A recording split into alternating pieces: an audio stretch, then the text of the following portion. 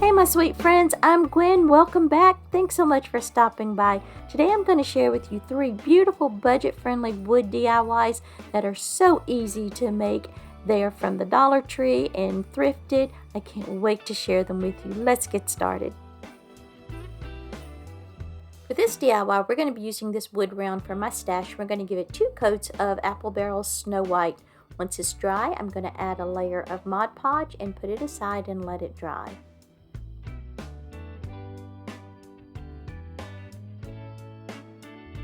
Next, we're going to paint our half beads with the color Crimson from Waverly Chalk Paint, and these are about 20 millimeters, I believe, and I'll have them linked in my Amazon store down below in the description box for you.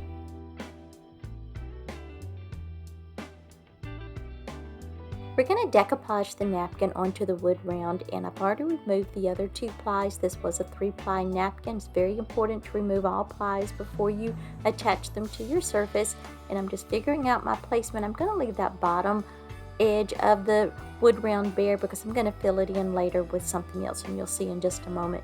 Just making sure I have everything lined up like I want it, and then I'm going to place a sheet of parchment paper over the napkin to protect my surface, and then I'm just using my little heat press to apply heat to reactivate that Mod Podge. Y'all, this is my favorite way to decoupage. It gives you such a perfect finish, I would say 99.9% of the time.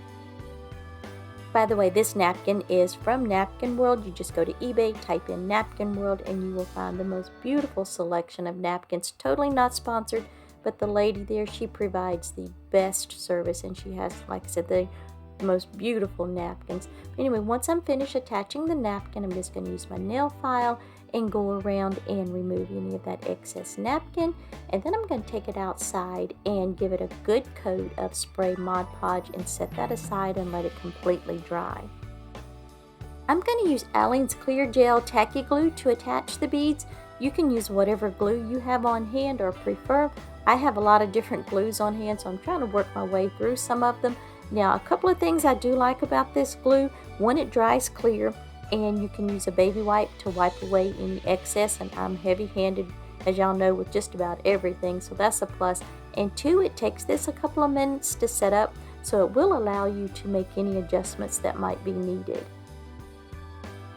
You may notice at the bottom of the wood round, I've gone ahead and painted it.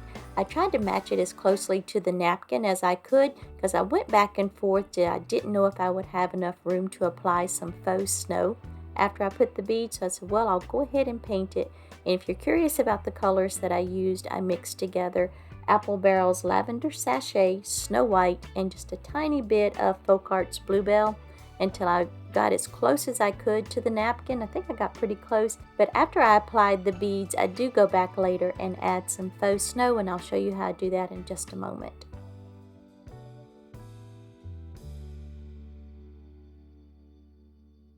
I set this aside for a couple of hours to let the glue have time to set up before I attach it to the center of this charger. Oh my gosh, y'all, isn't this charger gorgeous? This is my first time seeing them at the Dollar Tree this year. I wish I'd gotten more than one.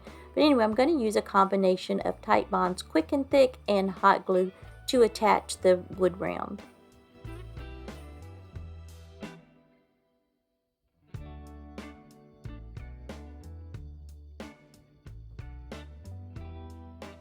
Now we get to add our snow, and this is Snow Tex, and I got it from Amazon, and I'm using a teeny tiny brush. This is a makeup brush actually that I'm using, and I'm also going to use a pencil brush to get into the smaller areas, and I'm just carefully building up this layer of snow here at the bottom. I want it to look like it's a little snow pile and just kind of make it blend with the bottom of the napkin.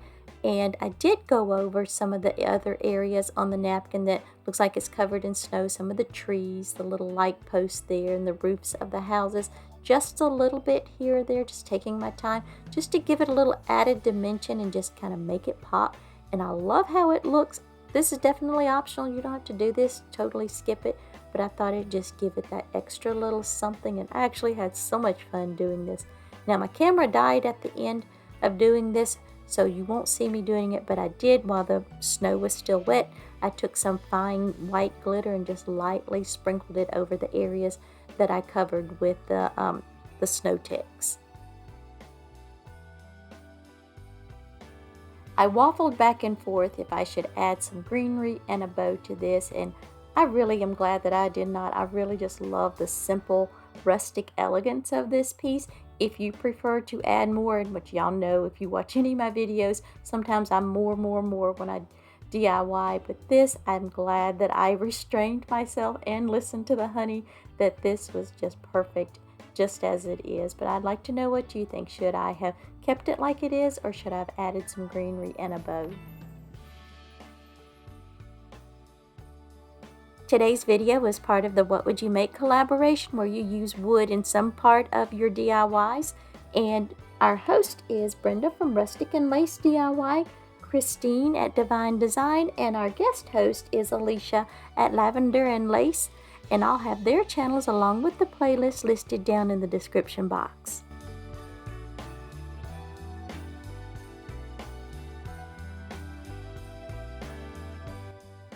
For this DIY, we're going to be creating a beautiful rustic centerpiece. I'm using this wooden crate that I thrifted several years ago. I've already placed my floral foam in it, and then I just tucked in some Spanish moss to cover up the mechanics. I added an extra piece of floral foam on top just to make sure we're going to be able to see our sweet little cardinal. Just making sure that he's going to fit, and then we're just going to set him aside for a few minutes. I'm going to be using several different types of greenery for this project. Now this is something that you can just pull from your stash, and the thicker greenery that's laying there, the thicker pine, that is actually recycled from an old garland. So that is always a great way to cut down your costs for when you're doing centerpieces. But what I'm inserting now is from Amazon. They have it listed as pine, but as we all know, this is cedar, at least if you're from the South. As one of my subscribers said, we know this is cedar. But anyway, I have added the cedar all the way around the outside edges of the crate. I wanted to kind of drape over the sides of the crate and to start to create my shape. And these pieces that I'm adding in now, they're listed as pine also. But I don't have very many of these left for this year, so I'm just strategically placing them in around the center, where to be right around my cardinal whenever I place it in. And these thicker pieces of pine from the garland, I'm just tucking them around the outer edges as well, just to start to fill in some of these spaces.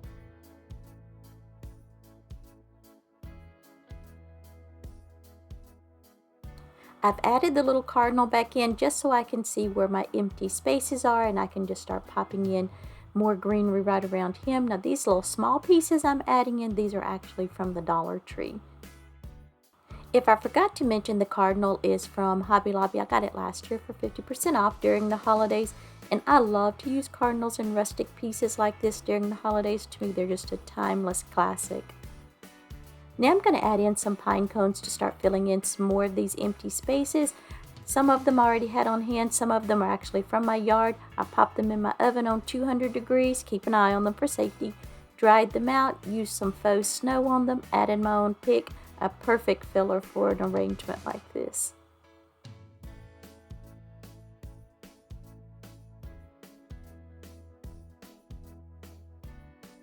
Next, we're going to add in some of these beautiful red berries, and these are from Amazon.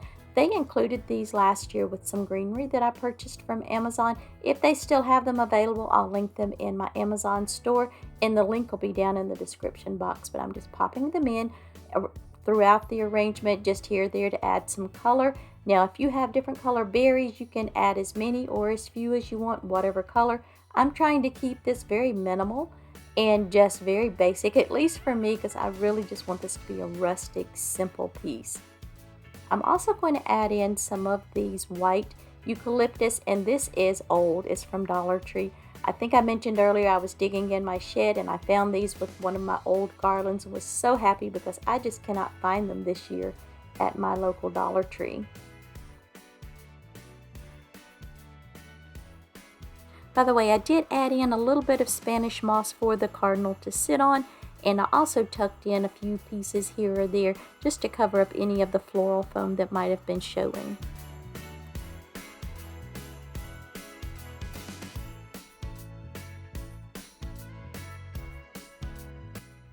I so love this simple rustic piece. I love the crate. I love everything about it and how it looks on my table. near my front door. I so wish I could keep it here, but my Gizzy girl loves greenery and she will chomp on it like nobody's business, so I'll have to put it somewhere else. But I hope that you love this as much as I do, and I hope you'll tell me what you think about it.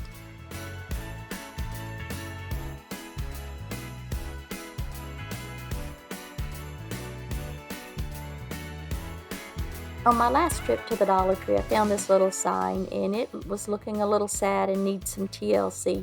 It needed a good sanding down. As you can see there at the top, it's coming loose, so I'm just sticking my scraper in there and just kind of working it around until I can pop that back side off. Now, one of the little sides did pop off, but we'll fix that in a bit with some glue. The word believe was looking a little rough and ragged in some areas, so I just took my small nail file and just give it a really good sanding.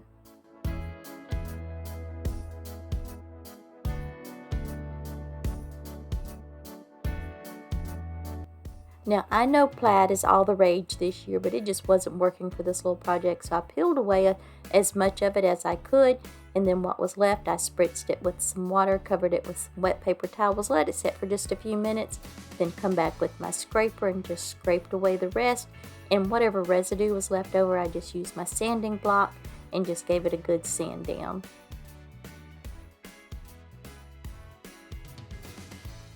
I'm using Waverly's antiquing wax and a baby wipe to stain the front of the sign. Now, I covered the entire thing, and when I finished, I was like, man, I really wish I had not have stained the word believe. It just wasn't popping out anymore. So I let that dry, and then I came back with crimson from Waverly, and using a baby wipe again, it gives me better control, and just went over the word believe, and I like that much, much better.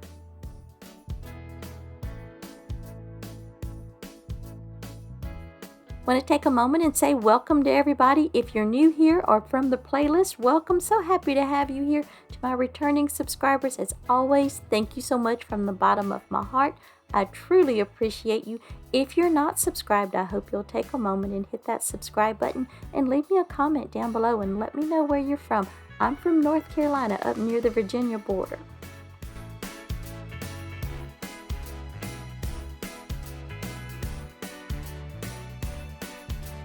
Isn't this scrapbook paper so cute? I picked this up last year from Hobby Lobby. Never got around to using it. Y'all, I am a sucker for a red truck.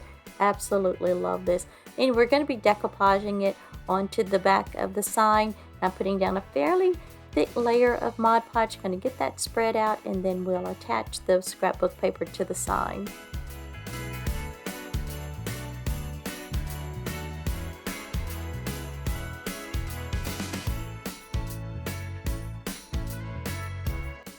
I'm going to line up the scrapbook paper as best I can for the section that I want to use, and then I'll place a sheet of plastic wrap over the top of it and use my brayer and just go over it and just press down the scrapbook paper. And I want to get out any air bubbles or excess Mod Podge that might be up under there since I put such a heavy coat.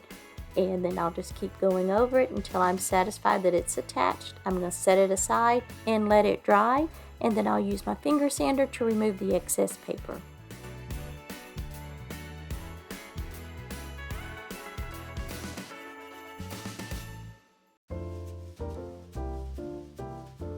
We're going to add some fairy lights to the inside of the box, but before we do that, I'm going to reattach this piece that popped off at the beginning of the project, just using a little bit of hot glue and just going to pop it right back into place. Now, the fairy lights I'm using came from Amazon, and they are pretty long. I didn't have any shorter ones, so we're going to have to loop them around inside about 3 times, but I'm just using just tiny amounts of hot glue. I'm putting it a little bit down and only placing the wire into the hot glue, using my tool to kind of hold it in place until the hot glue sets up, and then I'm just going to repeat that all the way around. And like I said, I had to go around about 3 times to get all of the lights inside.